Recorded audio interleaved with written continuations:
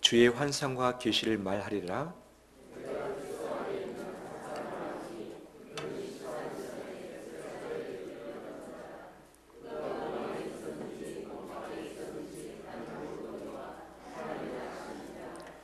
내가 이런 사람을 아노니 그가 몸 안에 있었는지 몸 밖에 있었는지 나는 모르거니와 하나님은 아시느니라.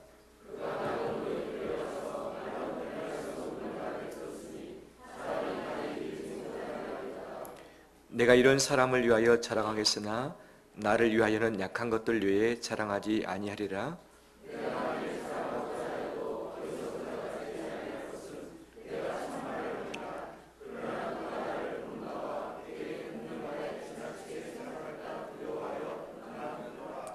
여러 계시를 받은 것이 지극히 크므로 너무 자만하지 않게 하시려고 내 육체의 가시 곧 사탄의 사자를 주셨으니 이는 나를 쳐서 너무 자만하지 않게 하려 하심이라.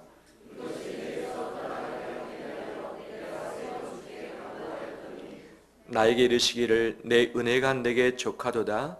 이는 내 능력이 약한 데서 온전하여 짐이라 하신지라.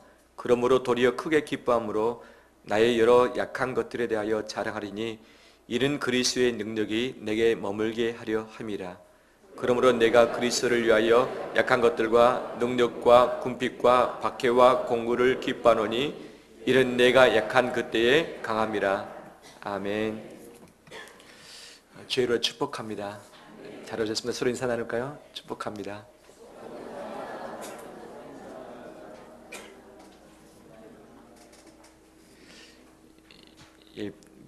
이 마이크를 게인을 좀 줄여주시고 볼륨을 좀 높여주세요. 하우링이 있을 테니까 게인을 줄이고 볼륨 높여주세요. 우리 모두는 자랑거리가 있죠. 자랑거리가 있죠. 내가 누구를 만났는지 그런 것이 우리 자랑이고, 또 우리 할머니 할아버지들은 손주 자랑들 많이 하시죠. 또 아이들을 한창 키우는 분들은 만나면 자식 자랑하죠. 또 맛있는 것을 먹었을 때 자랑하기도 하고, 또 어떤 곳을 가보았는데 참 멋진 곳이 있다 라고 했을 때 그곳에 대해서 이야기를 하기도 하죠. 또 내가 어떤 삶을 살아왔는지, 내 출신 지역, 사는 동네, 출신 학교, 내 직장에 대해서, 또 내 집안에 대해서, 가문에 대해서 자랑하기도 하죠. 또 가지고 있는 돈 자랑, 또는 자동차, 가지고 있는 좋은 물건들, 또 IT 어떤 기계들, 또 자랑을 하기도 하죠. 교회에서는 어떤 자랑합니까? 내 신앙의 연수가 얼마나 됐는지, 내 수고와 봉사가 어떠한지, 내가 체험하고 경험했던 것들, 또 내가 알고 있는 신앙의 지식들, 왕년의 내 간증들을 우리는 자랑하는 부분이 참 많이 있습니다. 이 자랑에 있어서 긍정적인 부분도 있고 부정적인 부분이 있지만, 이 자랑을 통해서 예수 그리스도의 이름의 영광이 돌려진다면 얼마든지 이것이 우리에게 필요하겠죠. 반대로 이 자랑을 내가 들었을 때 내 마음에 어떤 마음이 꿈틀거리는가? 내 친구가 자랑을 하는데 그것을 듣고 함께 기뻐하면서 박수 쳐줄 수 있겠는가? 아니면 겉으로는 웃는 척 하지만 마음으로는 속쓰려하지 않는가? 그런 것들이 다 있죠. 어떤 부분의 이야기만 나오면 숨고 싶은 그런 부분들도 있지 않습니까? 하지만 어떤 이야기만 나오면 나도 끼어들어서 함께 이야기의 꽃을 피우고 싶은 그런 부분들도 있고요. 다른 교인을 만났을 때 어느 교회 다닙니까? 라고 묻는다면 주님의 길 교회에 다닌다고 자랑 있게 말씀하고 계십니까? 할렐루야. 저 외부에서 사람들 많이 만나다 보면, 또 전도하려다 하다 보면 상대방의 신앙이 무엇인지를 빨리 파악을 해내기도 하죠. 1분 또는 길면 3분 정도면 이분이 신앙을 가지고 있는지 가지고 있지 않는지 어느 정도 파악이 됩니다. 그분의 표정과 쓰고 있는 단어를 통해 파악을 해낼 수 있죠. 그래서 교회를 다니고 있다는 직감이 들면 어느 교회 다니시냐고 묻습니다. 근데 반응이 두 가지예요. 누가 말해도 잘 아는 유명한 교회 다니는 사람은 당당하게 나는 어느 교회 다닌다 하면서 자랑스럽게 말하는데, 어떤 분들은 동네 작은 교회 다녀요. 개척교회 다녀요. 잘 모르실 거예요. 이렇게 얼머 버리는 경우들도 있죠. 우리 성도님들 뭐라 말씀하십니까? 주님의 길 교회라고 당당하게 말씀하시는가요? 공동동에 있다가 신내동으로 이사 온 어느 작은 교회 다닌다고 말씀하십니까?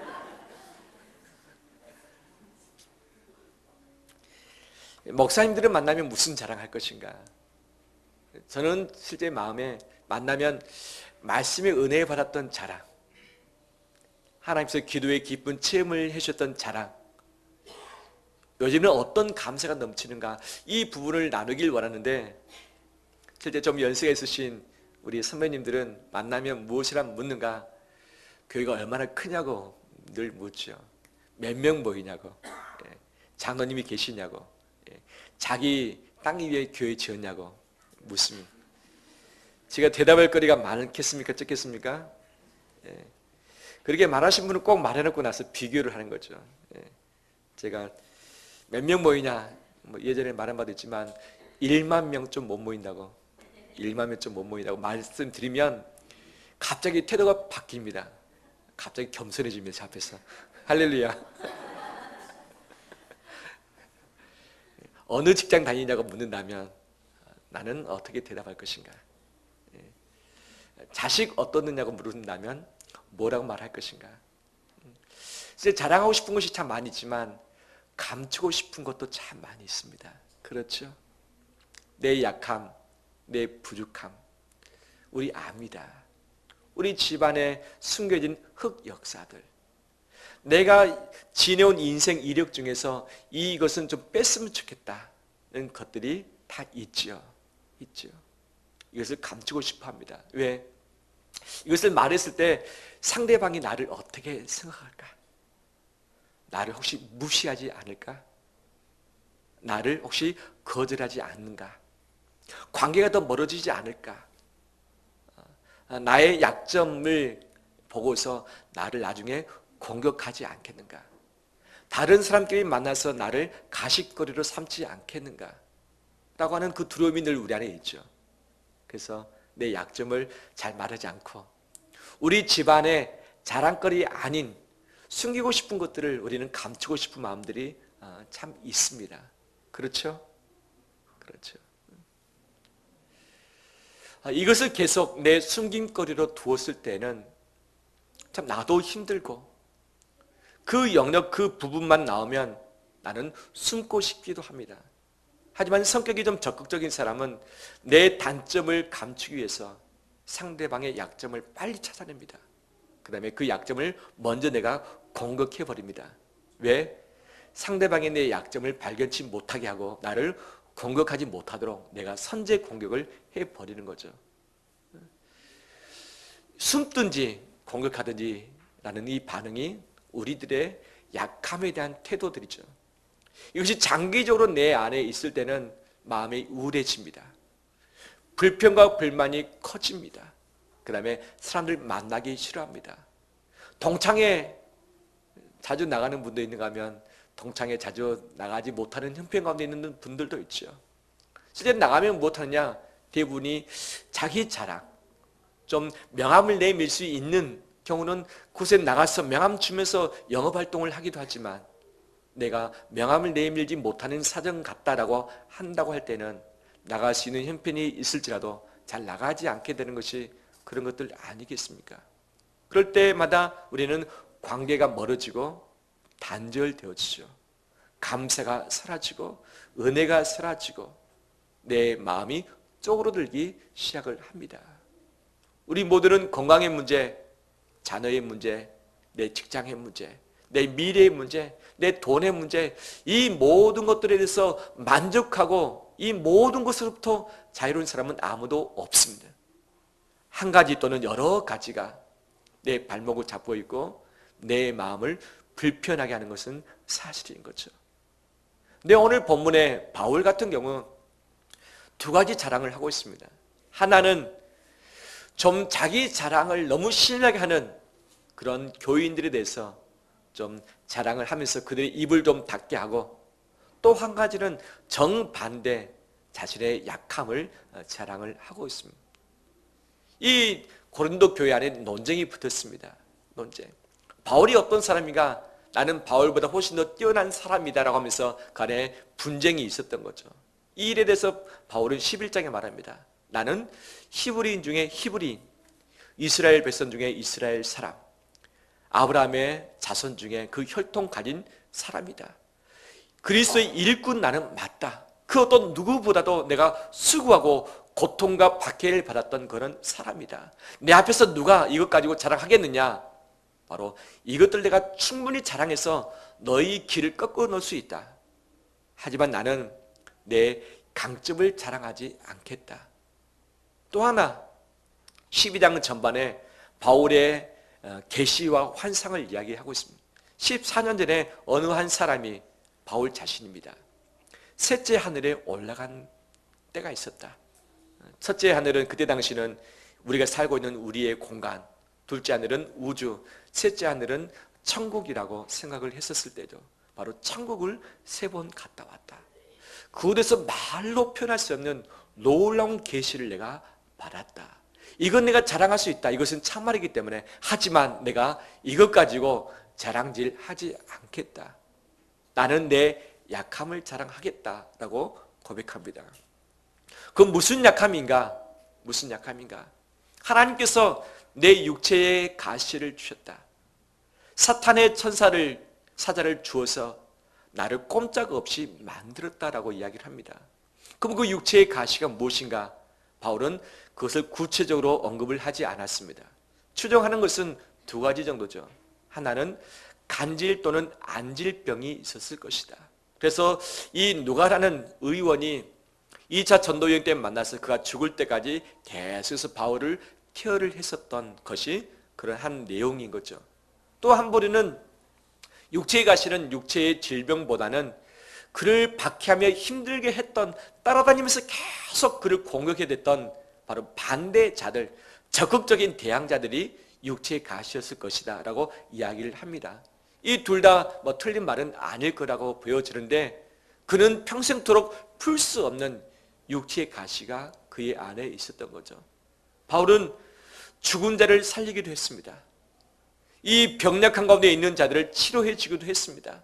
하나님의 기적을 보여주기도 했었습니다. 하지만 정작 본인의 육체의 가시는 해결치 못했던 거죠. 하나님께 3번 간구했지만 하나님께 응답을 받지 못했다. 하나님의 응답이 무엇인가? 내 은혜가 내게 족하도다. 내 은혜가 내게 족하다.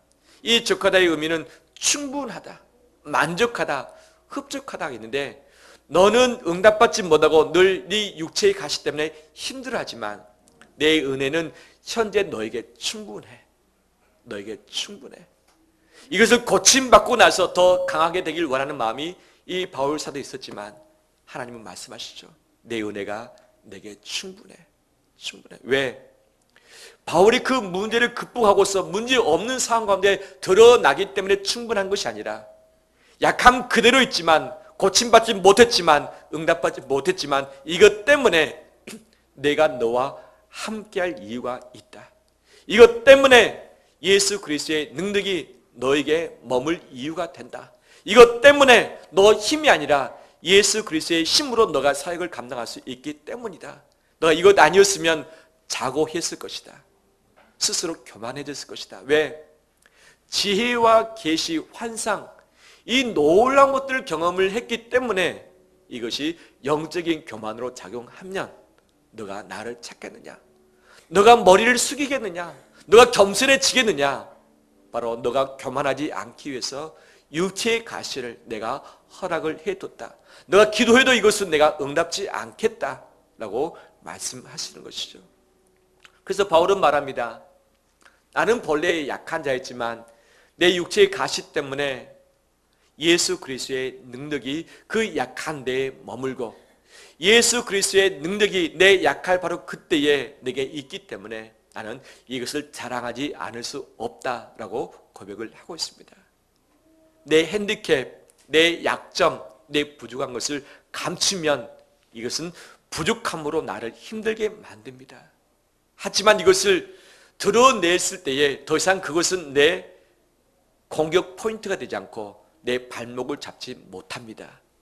할렐루야. 하나님 우리를 아시죠? 내 연약함을 있는 그대로 하나님께 내어드리면서 나가는 우리 되길 원합니다. 그 이유들이 무엇인가?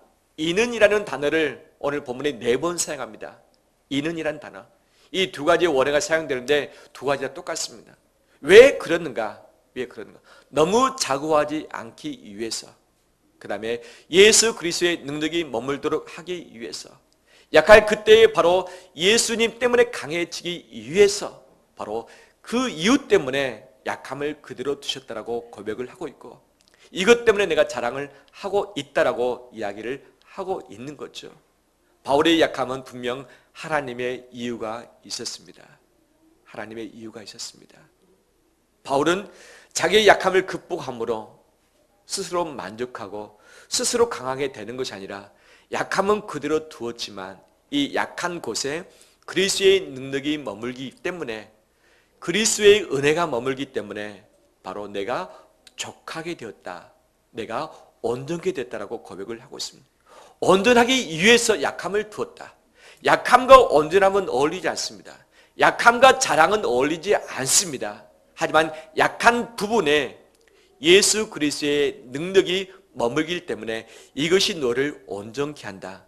이 원어의 의미는 완성하다의 의미죠. 이 너의 약함 때문에 너는 완성된다. 약함 때문에 너는 인생이 완성되고, 약함 때문에 너의 사역이 완성된다. 너희 약한 부분을 없음으로 말미암아서 완성되는 것이 아니라 여전히 부족하고 결핍하고 이 부분 때문에 아킬레스건 때문에 힘들어하지만 이것 때문에 너는 완성될 수 있다. 너는 온전해질 수 있다. 왜? 바울 자신이 아니라 예수 그리스도 때문에 그렇다고 하는 것이죠. 바울이 고백했던 이 은혜가 우리 가운데도 임하길 축원합니다. 약함이 극복되기 위해서 기도를 많이 하고 계시잖아요.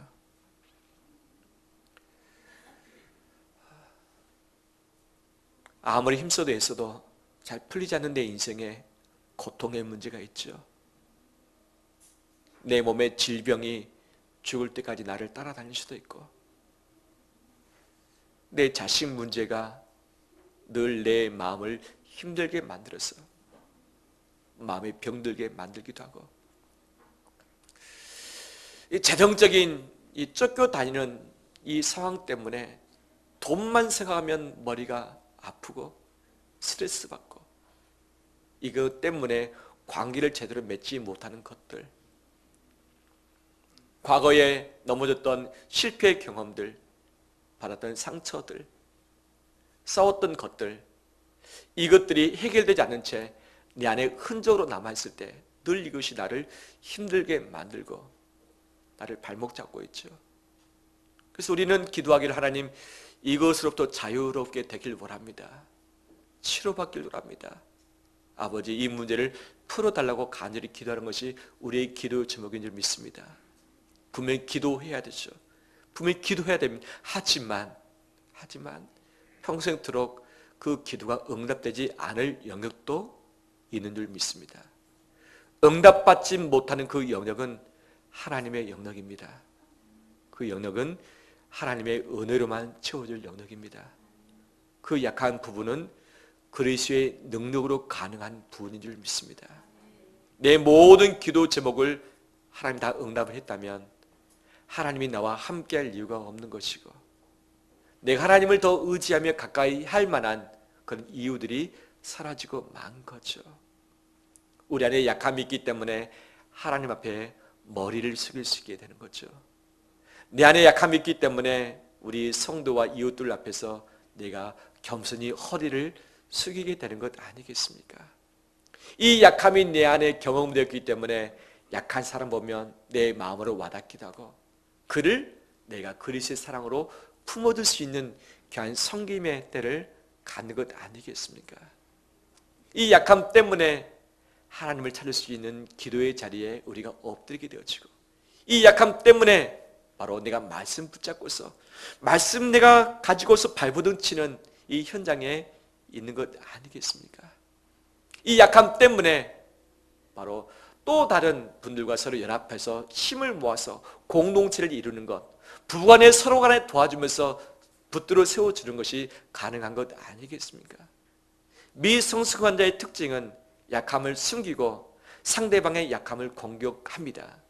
하지만 그리스도로 인해서 성숙한 사람은 내 약함을 드러내고 상대방의 약함을 공격하기보다는 보듬어 주는 자인 줄 믿습니다. 약한 곳에 예수 그리스도의 능력이 머뭅니다. 약할 바로 그때에 곧 우리가 그리스도의 능력 때문에 강하게 될 줄 믿습니다. 그리스도의 능력과 그분의 인재와 인도하심을 간절히 원한다면 우리 약함을 있는 그대로 받아주는 우리 되길 원합니다. 우리 안에 감사가 사라질 때가 있습니다. 무엇이냐? 현재로부터 출발하지 않고 내가 좀 더 나아 보이는 그곳을 바라보며 좀 더 내가 좋게 되길 원하는 이 마음이 내 안에 간절히 있을 때는 내 안에 감사가 없지요. 하지만 있는 모습 그대로, 약한 모습 그대로 내 자신을 수납하고 인정하기 시작할 때에 이곳이 내가 시작하는 출발점인 것을 내가 마음으로 받아들이기 시작할 때에 우리 안에 감사가 넘쳐날 줄 믿습니다. 내 약함이 예수 그리스도의 능력이 머무는 통로가 되기 때문에 감사가 되는 거죠. 할렐루야.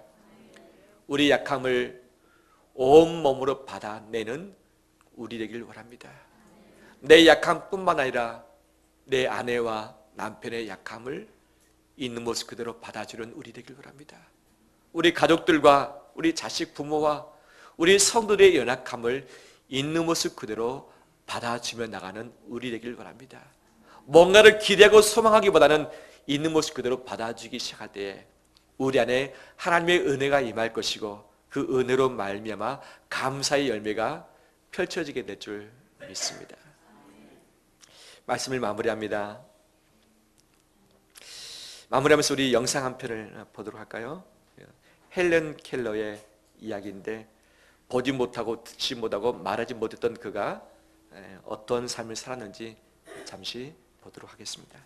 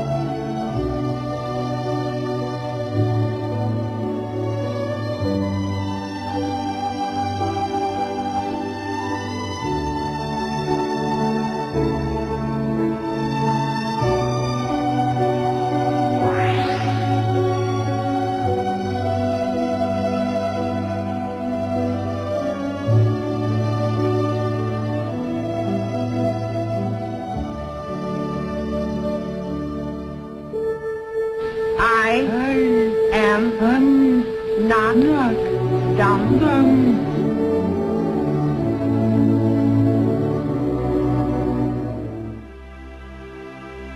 만약 인생에 불행이나 고통이 없다면 어떤 일에 참고 견디며 용기를 갖는 훌륭한 정신을 배울 수 없겠죠. 그래서 나는 내가 겪어야 하는 모든 괴로운 일과 슬픈 일 전부를 하나님의 선물이라고 여기며 감사하게 되었어요. 여호와여, 주의 지으신 모든 것이 주께 감사하며 주의 성도가 주를 송축하리이다. 하나님께서 주신 가장 큰 고난의 짐을 기쁨으로 짊어질 줄 알았던 헬렌 켈러. 그녀는 고난을 통해 예수 그리스도의 사랑을 몸으로 배웠고 그 사랑을 나눠줘야 할 거룩한 의무가 있음을 깨달아 남은 생애를 불행한 사람들을 돕는 일에 일생을 바쳤습니다. 그리고 그녀가 가진 유일한 소망 하나. 그것은 죽기 직전에 꼭 3일 동안만 눈을 뜨고 보는 것입니다. 첫째 날에는 나를 가르쳐준 설리번 선생님을 찾아가 그분의 얼굴을 바라보겠습니다. 그리고 친구들을 찾아보고 산으로 가서 아름다운 꽃과 풀과 빛나는 노을을 보고 싶어요. 둘째 날에는 새벽에 일찍 일어나 먼동이 터오는 모습을 보고 싶어요. 저녁에는 영롱하게 빛나는 하늘의 별을 보겠습니다. 셋째 날에는 아침 일찍 큰 길로 나가서 부지런히 출근하는 사람들의 활기찬 표정을 보고 싶어요.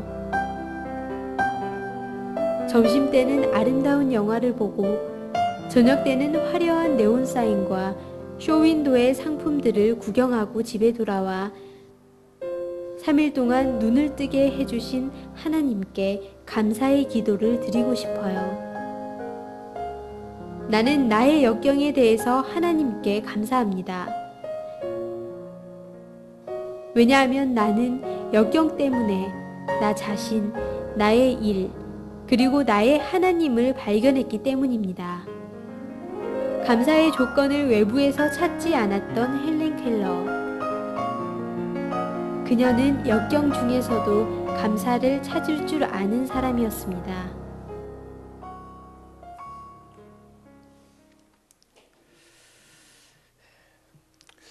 우리의 약함이 나를 힘들게 만들고 발목 잡는 것일 수 있지만 이 약함 때문에 하나님의 사랑을 알게 될 것이고 그 은혜가 내게 머물게 될 것이고 더 나아가서 그리스도의 능력이 내게 머무는 통로, 머무는 타이밍이 된 줄 믿습니다.